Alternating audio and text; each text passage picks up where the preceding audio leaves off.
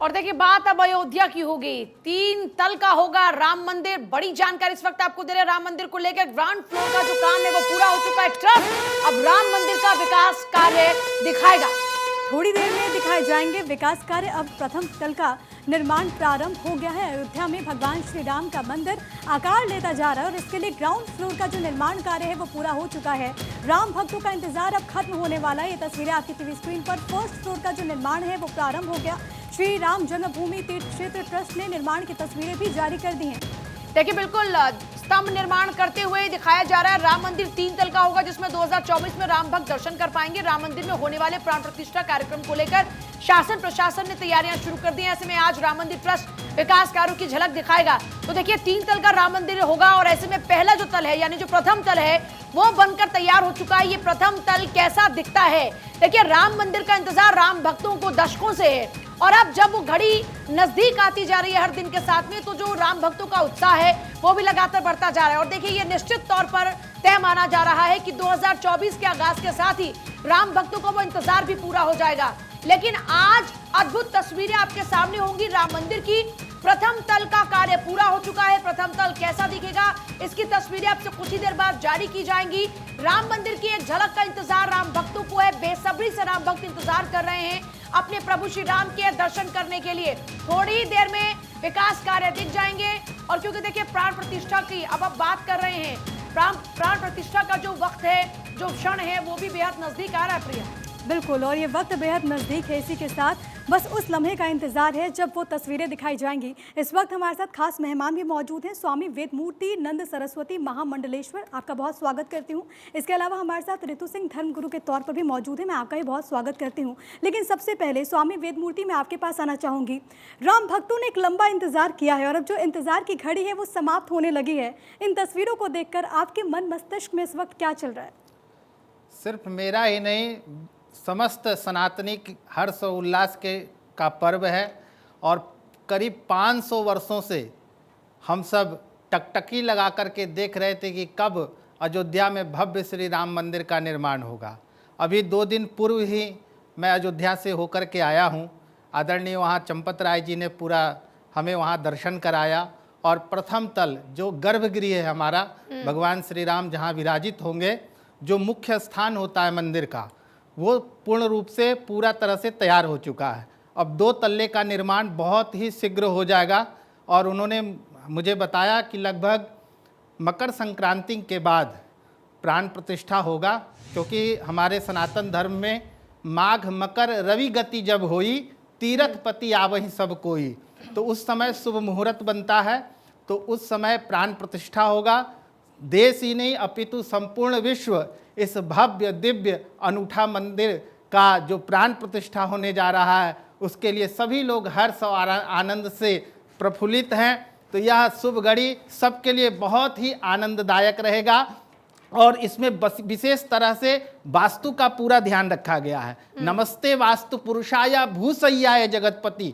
जब भी हम किसी चीजों का निर्माण करते हैं, क्योंकि आपने इस बात का जिक्र कर दिया कि आप 2 दिन पहले ही वहां पर होकर आए हैं और आपने खुद अपनी आंखों से देखा है कि वहां पर किस तरह का निर्माण कार्य चल रहा है, तो जो हमारे इस वक्त दर्शक हैं वो बेसब्री से इंतजार कर रहे हैं उस क्षण का। तो तब तक आप ही थोड़ा सा बयां कर दीजिए कि कैसा दिखता है ये प्रथम तल, क्या खासियत है, जैसा वास्तु का आप जिक्र कर रहे थे, और क्या कुछ खासियतें हैं?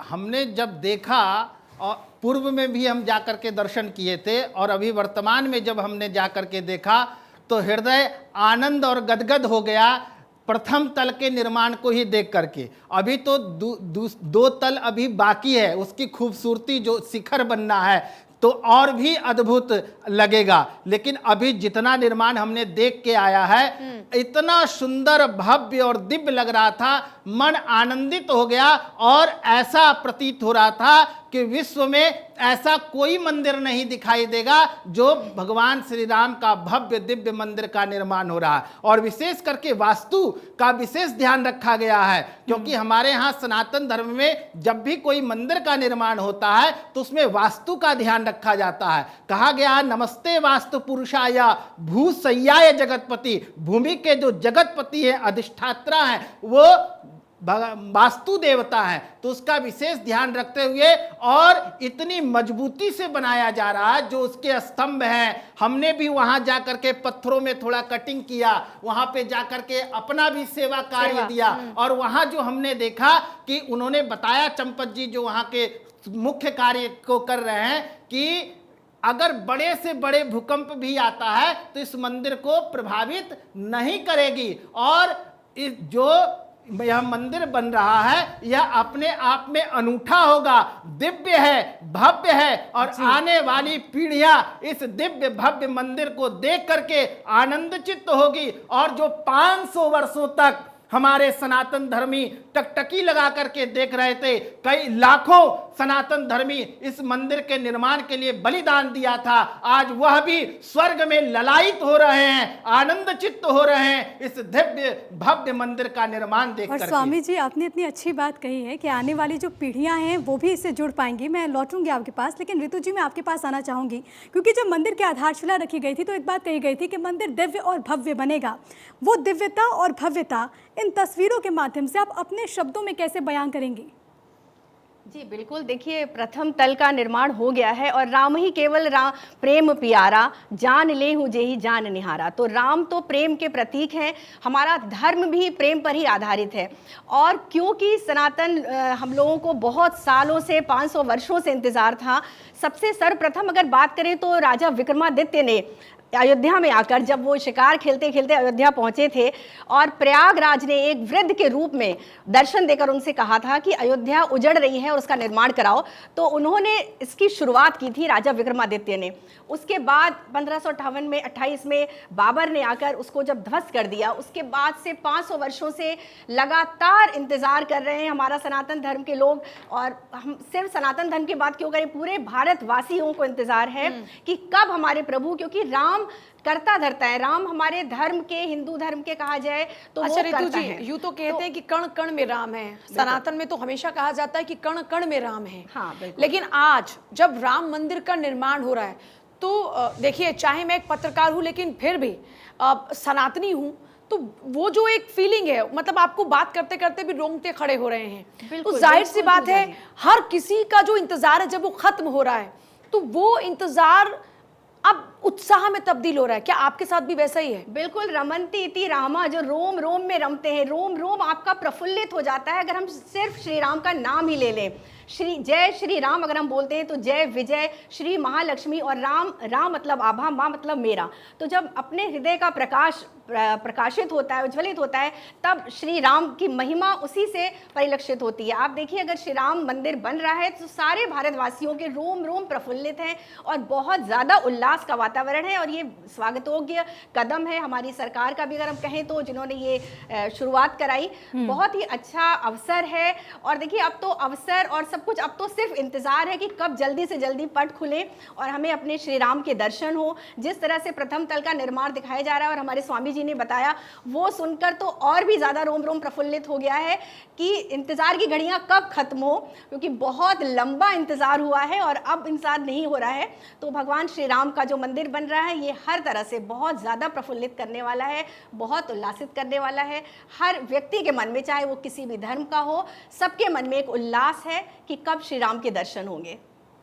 बिल्कुल स्वामी जी, यही बात है। आप, क्योंकि आपने ये बात कहकर कि आप खुद अपनी आंखों से देखकर आए हैं, हमारे दर्शकों का भी उत्साह बढ़ा दिया। और अब से कुछ ही देर बाद वो तस्वीरें भी सबके सामने होंगी कि प्रथम तल कैसा दिखता होगा। मतलब जो सबसे बड़ी बात ये है कि प्राण प्रतिष्ठा, ये जो प्राण प्रतिष्ठा जिसका जिक्र आपने किया, जरा इस पर भी थोड़ा सा और प्रकाश डालेगा, किस तरीके से प्राण प्रतिष्ठा होती है, इसके क्या मायने हैं, क्यों की जाती है प्राण प्रतिष्ठा, ताकि सबको ये जानकारी मिले। जी पूजा जी, देखिए, ये तो हम सब के लिए बड़ा ही गौरव का क्षण है और हम सब बड़े सौभाग्यशाली हैं। हम भी, आप भी, और पूरा देश ही नहीं, पूरा विश्व सौभाग्यशाली है कि यह शुभ घड़ी का हम सब लोग साक्षी बनेंगे। और विशेष करके हमारे सनातन धर्म में प्राण प्रतिष्ठा किया जाता है, तो इसीलिए हमारे यहाँ कहा गया है कि बाकी जो है वो प्रार्थना सभा होती है, लेकिन जो हिंदुओं का मंदिर होता है वह प्राण प्रतिष्ठित मूर्ति होती है, इसलिए वो इधर से उधर कहीं नहीं जा सकती है। बाकी लोगों का प्रार्थना सभा यहाँ से हटा करके दूसरी जगह की जा सकती है, लेकिन जो हमारे मंदिर होते हैं और वो भी प्राण प्रतिष्ठित मंदिर, वो जहां स्थित होती है वहीं होती है। जैसे आज भगवान श्री राम का भव्य मंदिर निर्माण हो रहा है उसी जगह पर जहां भगवान श्री राम का जन्म हुआ था। तो विशेष करके वहां पे जो भगवान की मूर्ति जो विराजित होंगे, जो गर्भगृह प्रथम तल का जो आज निर्माण हो चुका है, वहां भगवान श्री राम का बाल रूप का वहां प्रतिष्ठा होगी। और प्रतिष्ठा में कहा गया है वांग मनस्त चक्षु श्रोत्रा जिह्वा, यानी पयुस्थानी, जो हमारे शरीर में जितने इंद्रियाएं हैं उसको प्रतिष्ठित किया जाता है। यहाँ की हमारे शास्त्रों में कहा गया, जब हम लोग प्रतिष्ठा करते हैं, मनो ज्योतिर्जुखता माजस्य बृहस्पतिर जत्नमिमं तनोत्वरिष्ठन जत्नगुं समिमं दधातु अस्य प्राणा प्रतिष्ठन्तु अस्य प्राणा क्षरन्तु च, यानी प्राण भी उसमें डाला जाता है और उसमें एक अद्भुत मंत्र डाला जाता है जिससे स्वयं साक्षात भगवान श्री राम उसमें आकर के विराजित होते हैं। वह अद्भुत वेदों में जो मंत्र बताया गया है, ओम आंग ह्रीं क्रौंग यंग रंग लंग वंग संग हंग छ ओम अस्य प्राणा श्री रामचंद्र मूर्ति नाम यह प्राणा सुखम चिरम तिष्ठन्तु स्वाहा। यह अद्भुत दिव्य मंत्रों के द्वारा प्राण प्रतिष्ठित किया जाता है। और देखते होंगे अभी कुछ सोशल मीडिया में भी आप देखते होंगे, उस समय भगवान का जब हम लोग प्राण प्रतिष्ठा करते हैं तो आंखों के ऊपर पट्टी बांध देते हैं, क्योंकि उस समय जब हम प्रतिष्ठा करते हैं, जब यह दिव्य मंत्रों के द्वारा, तो उस मूर्ति में इतनी पावर आ जाती है, उनकी आंखों में इतनी ज्योति में पावर होती है कि हम नंगे आंख से उसको देख नहीं सकते। अगर देखते हैं तो वो कुप्रभाव हमारे ऊपर आ जाता है, क्योंकि उसमें तेज बहुत ज्यादा होता है, तो कई बार वह अंधे भी हो जाते हैं। तो इसलिए सबसे पहले स्वयं भगवान का मुखमंडल, सबसे पहले भगवान श्री राम अपना दर्शन करेंगे, उसके बाद पूरा ब्रह्मांड, पूरा विश्व के लोग दर्शन करेंगे। तो ये हमारे प्राण प्रतिष्ठा का जो है वो प्रणाली है कि सबसे पहले जब हम प्राण प्रतिष्ठा करते हैं तो आईने से जब पट्टी हटाते हैं तो सबसे पहले भगवान को उनका मुखमंडल का दर्शन कराया जाता है। तत्पश्चात तो अभी देखे होंगे कि कई बार वो शीशा भी फूट जाता है, क्योंकि उसमें इतनी पावर और ज्योति होती है, क्योंकि वह भगवान होते हैं।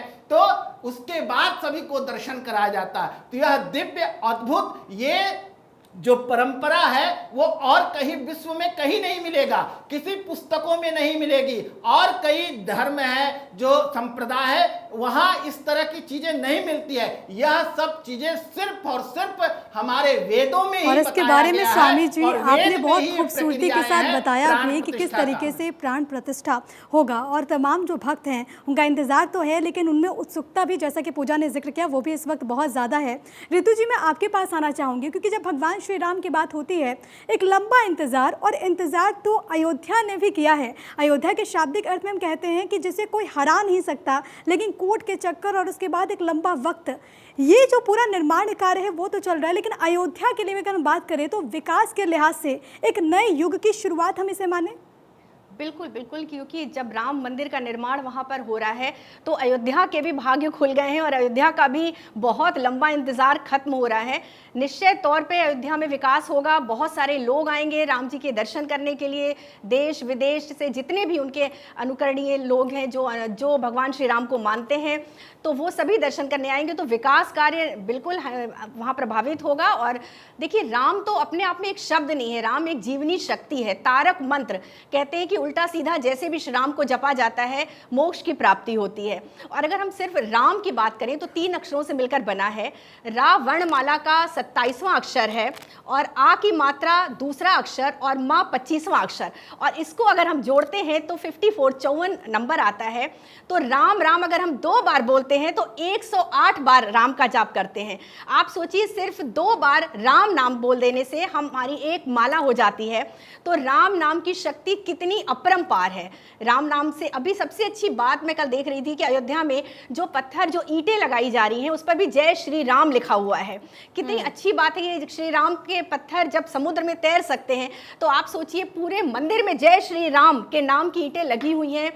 नेपाल से जो शालिग्राम पत्थर आया है वो भी नेपाल से आ रहा है। तो बहुत सारी विशेषताएं हैं इस मंदिर को बनाने में।